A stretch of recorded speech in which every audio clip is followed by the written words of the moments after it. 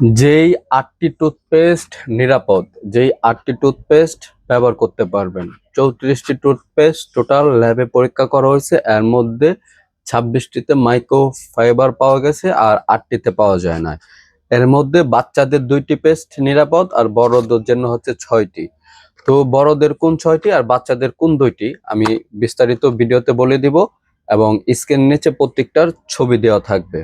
তো আমি বলি আমার কাছে সব কয়টা পেস্ট নাই, যেহেতু আমি আপনাদেরকে যেগুলো আছে সেগুলো দেখাচ্ছি। ফার্স্ট, আপনারা সেন্সোডাইন ব্যবহার করতে পারবেন, এতে কোনো মাইক্রো প্লাস্টিক পাওয়া যায় না, এটা নিরাপদ। তারপরে বাচ্চাদের জন্য আছে কোডোমো। কোডোমো এই পেস্টটিতে কোনো মাইক্রো ফাইবার পাওয়া যায়নি। তারপরে বাচ্চাদের আরেকটা আছে প্যারাশুট, জাস্ট ফর বেবি, যেটা সেটা। তারপরে জিন ফ্রেশ, এটা নিরাপদ।